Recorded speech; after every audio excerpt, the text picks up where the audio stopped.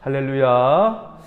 우리 예수님 부활하셨습니다. 오늘 부활주일 새벽에 오신 여러분을 환영하고 축복합니다. 오늘 새벽 말씀은 고린도전서 15장 말씀을 통하여서 부활의 영성으로 일어서라 라는 말씀으로 우리가 은혜를 나누고자 합니다. 기독교를 비난하는 회의로운 자들은 이렇게 말합니다. 부활이 어떻게 일어나는지 보여주시오. 눈으로 보여주시오.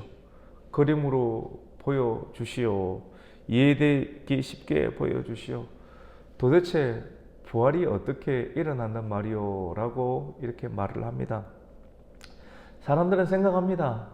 죽으면 다 끝이지 않느냐. 죽으면 끝이니까 아끼지 말고, 요즘 사람들 다 이렇게 이야기를 합니다. 요즘 사람들이 이렇게 이야기를 합니다. 우리의 아이들이, 우리의 자녀들이 이렇게 이야기를 한다라고 하는 겁니다. 요즘 시대가 그렇습니다. 죽으면 끝이니까 아끼지 말고, 육체도 아끼지 말고 마음껏 쓰라. 아끼지 말고 마음껏 쓰라. 젊을 때 사용하라.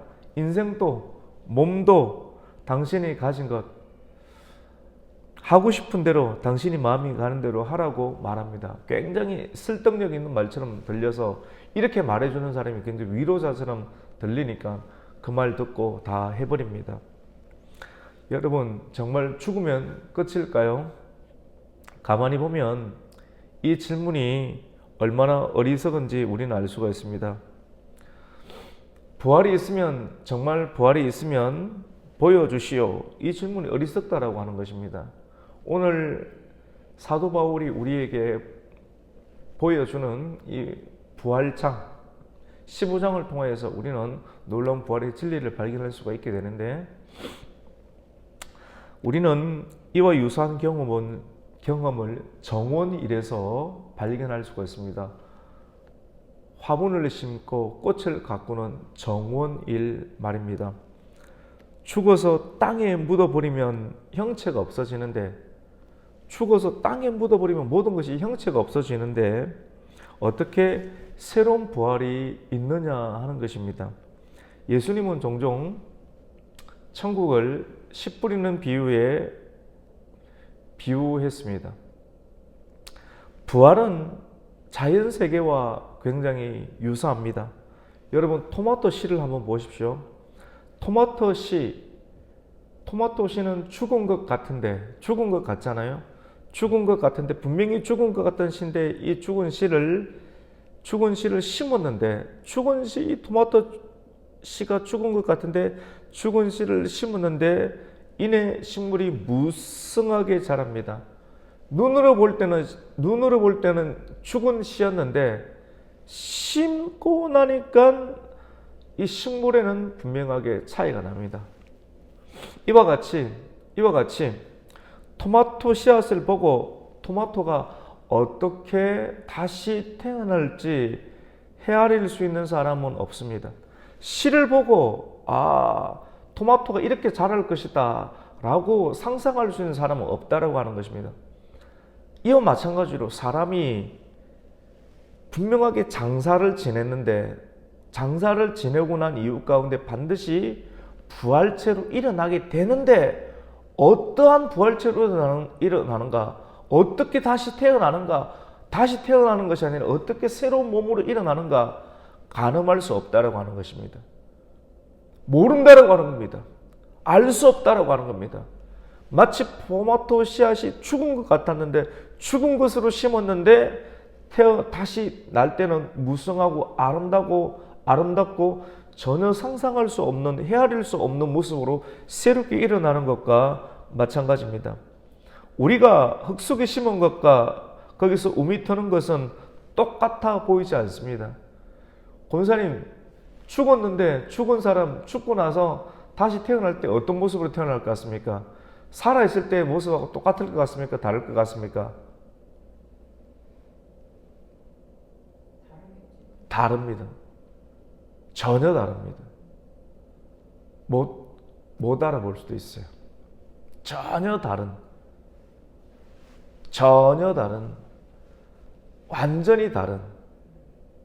완전히 다른 모습으로 부활하게 되는 것입니다. 마치 예를 들었던 것처럼 토마토 씨앗과 토마토 씨앗이 다시 땅에 떨어져서 일어나서 살아나는 모습이 전혀 다른 것처럼 상상할 수 없는 형태로 식물과 씨앗의 형태가 다른, 사람이 죽어서 장사 지낼 때의 모습이 씨앗이고 다시 죽어서 일어나는 토마토의 모습이 부활체의 모습과 비유를 든 그 내용이 똑같은 내용이라고 볼 수가 있습니다. 사도 바울은 부활의 몸의 형태가 다르다라고 말을 합니다. 얼마나 다른가?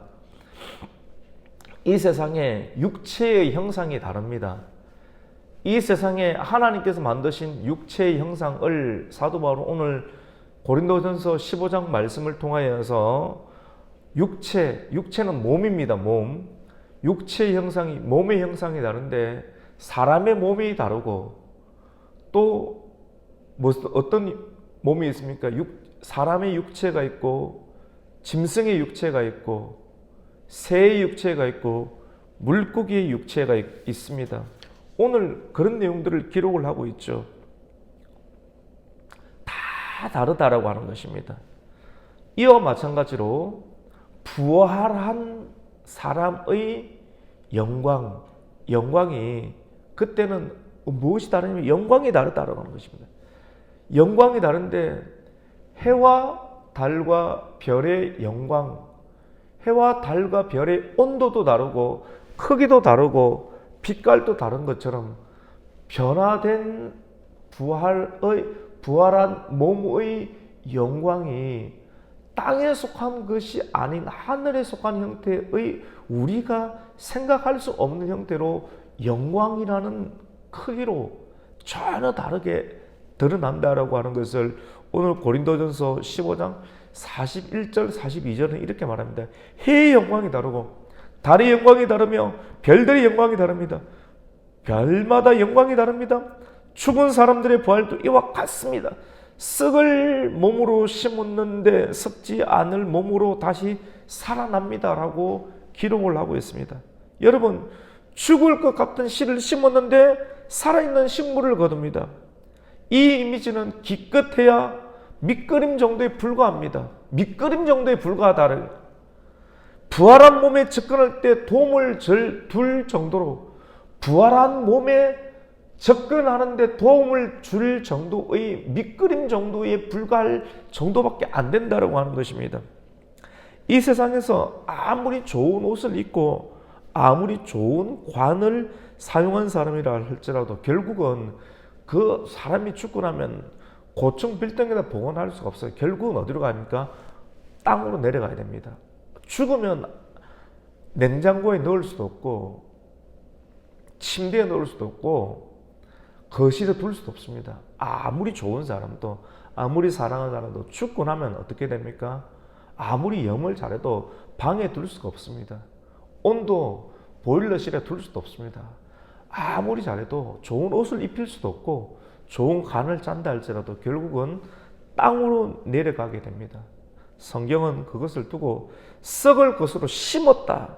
그런데 썩을 것으로 심었지만도 썩지 아니할 것으로 낫고 욕된 것으로 심었지만도 영광스러운 것으로 다시 살아나고 그리고 약한 것으로 심었지만도 강한 것으로 난다. 썩을 것으로 심었는데 썩지 아니할 것으로 살아나고 욕된 것으로 심었지만도 영광스러운 것으로 살아나고 약한 것으로 심었지만도 강한 것으로 다시 살아난다라고 말합니다. 우리는 이 말은 어떤 의미인가 하면 우리 육체는 썩을 것이고요. 여러분 집에 가서 제가 시킨 대로 한번 해보십시오. 집에 가가지고 손을 거져서 여러분이 혀를 대고 한번 핥아보십시오. 냄새를 맡아보십시오. 얼마나 고약한지. 고약합니다. 우리 몸에서 나오는 냄새들이 얼마나 고약한지 모릅니다. 금방 냄새가 나요. 썩어버려요. 살아있는 것 같지만도 썩는단 말입니다. 마귀의 권세, 우리의 육체는 있지 않습니까? 우리의 육체는 다 미혹당하고 유혹당하는 것, 아무리 깨끗하게 씻어도 냄새가 나고 연약하고 아프고 병들고. 어제 우리 권사님들 교회 오셔서 청소 너무 깨끗하게 잘하셨어요. 산뜻하게 잘하셨어요.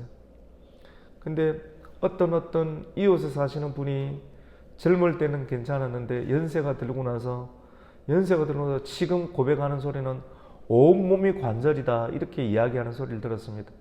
온몸이 어떻게 관절이 될 수 있는 거? 다 관절이라는 거예요. 다 아프다라고 하는 거예요. 지금은 다 아픈데, 그래서 썩을 것으로 심었지만 나중에 그분도 돌아가실 거 아닙니까? 그럼 다시 태어나면 나중에 부활하잖아요. 어떻게 되는지 아십니까? 관절로 태어나지 않습니다. 깨끗하게.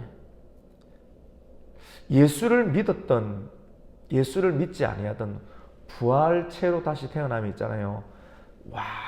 완전하게 태어납니다. 깨끗하게 영원히 살아갈 수 있는 몸으로 태어납니다. 여러분 믿으시면 아멘입니다. 근데 중요한 것은 뒤에 또 나오겠지만 부활한 몸으로 영원한 세계를 살아가기 때문에 영원한 세계를 반드시 부활한다라고 하는 것입니다.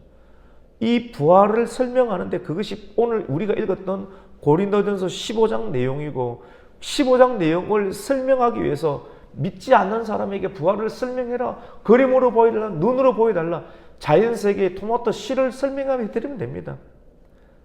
설명해드리면 반드시 이런 일들이 일어난다라고 하는 것입니다. 그래서 마음껏 육체로 살아라, 그렇게 살면 안 된다라고 하는 거예요.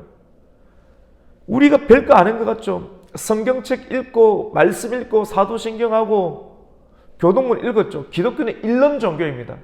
읽으면 은혜가 임합니다. 이렇게 예배드리고 읽죠. 하나님께서 일을 행하십니다. 믿으시면 아멘입니다. 저 경험하고 있습니다.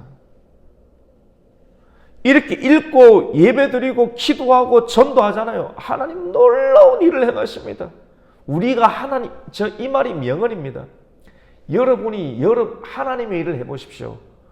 여러분이 하나님의 일을 하면 하나님은 여러분의 일을 행하실 것입니다. 믿으시면 아멘입니다.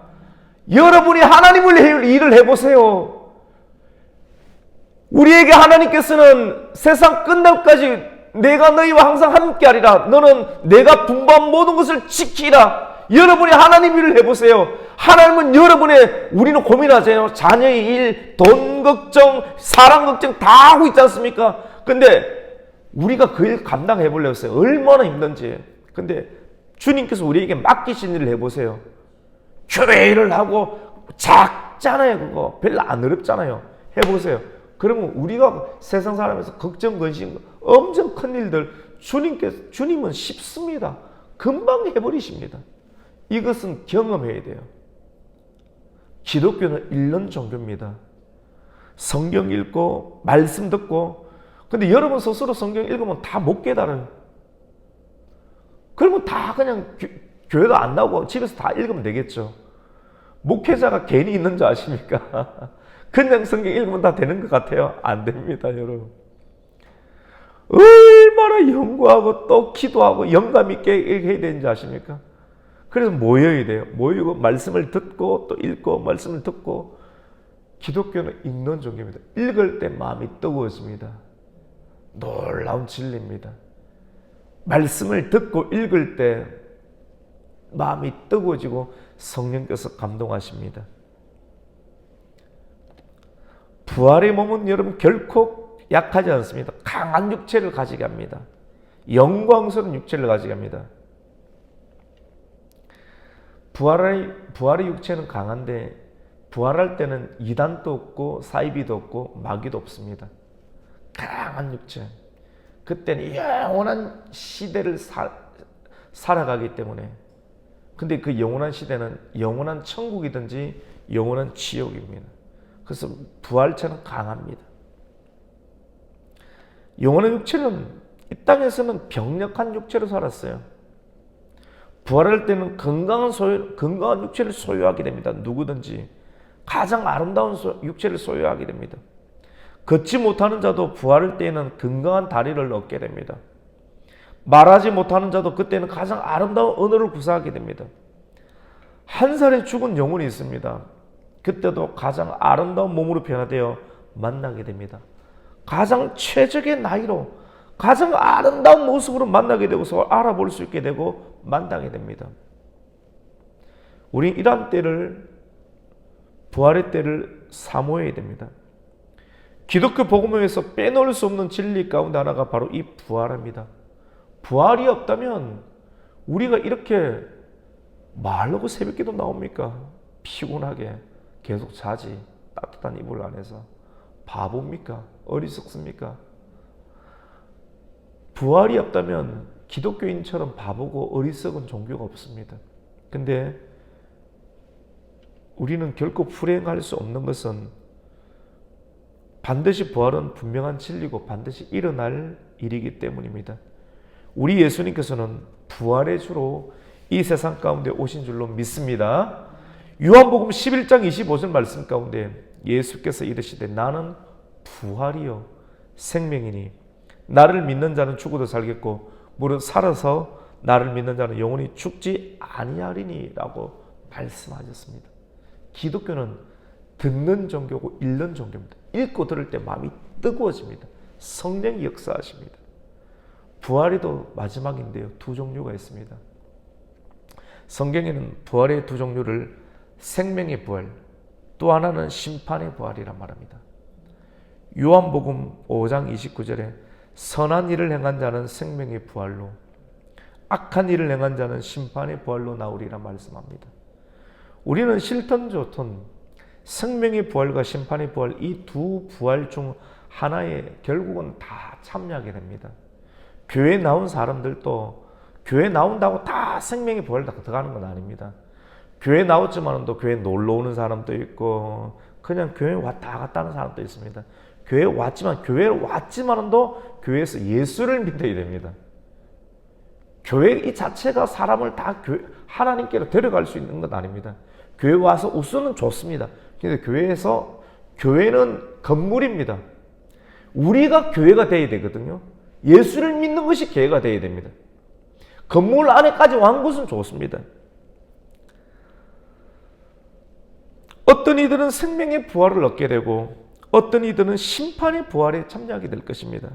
우리가 주목할 것은 이 둘 가운데 어디에 참여하게 될 것인가를 결정하게 되는 것이 현재라는 것입니다. 현재의 삶입니다. 현재의 삶이 선한 일을 행하면 생명의 부활이고 악한 삶을 살면 심판의 부활에 참여한다는 것이 요한복음 29장의 말씀입니다. 선한 일을 행한 자와 악한 일을 행한 자의 차이와 기준이 뭔가? 그것은 하나님의 뜻대로 살았느냐 아니면 하나님의 뜻대로 살지 않았느냐. 사람들은 다 자기 뜻대로 살잖아요. 근데 예수를 믿으면 내 뜻대로 사는 것이 아니라 내 뜻을 줍고 자기를 부인하고 자기 십자가를 지고 예수님의 뜻, 하나님의 뜻대로 살아가면서 예수를 믿는 삶을 살아감으로 선한 일을 행하게 되는 것입니다. 하나님의 뜻이 결국은 복음입니다. 어떤 일은 선한 일이니까 나는 선한 일을 하는데요. 고아움도 돌고요. 월드비전도 돕고요. 여러분, 선한 일이라는 것이 세상 사람들이 말하는 좋은 일, 연탄을 날날 주고 어려운 사람을 도와주고 불의있게 하는 그거 자체가 선한 일. 그거 구제 봉사 활동하면 다 천국 가겠네요. 그렇지 않습니다. 예수를 믿지 않더라도 사람들이 말하는 선행 구제 활동을 선한 일이라고 생각하면 곤란합니다.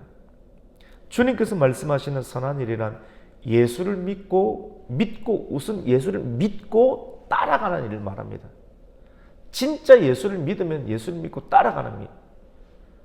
우리가 배웠지 않습니까? 예수님께서 십자가에 못 박히실 때 십자가 못 박히신 예수님 옆에 있는 한편 강도는 예수님 같이 못 박힌 상태에서 예수님, 나도 주님께서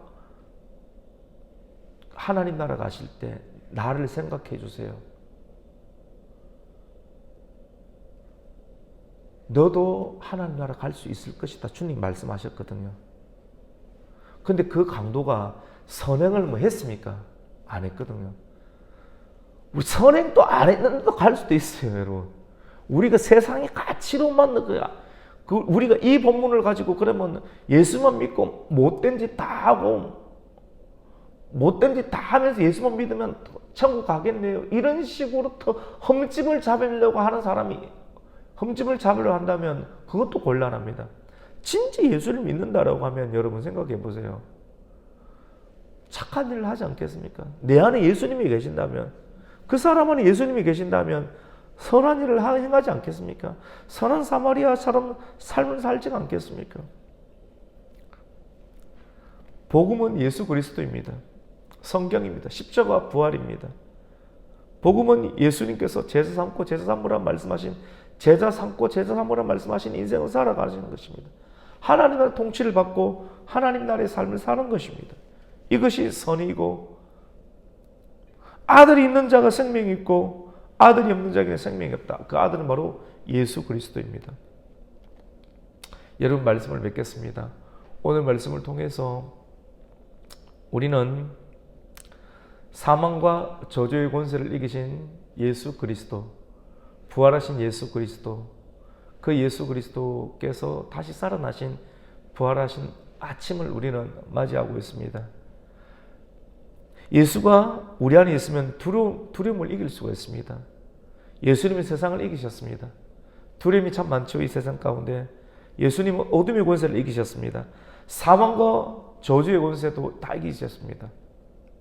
오늘 말씀을 통해서 부활의 신앙으로 다시 일었으며, 어떤 상황 가운데서도 혹 되게 어려운 일들을 갑자기 경험하신 성도님들이 있습니까?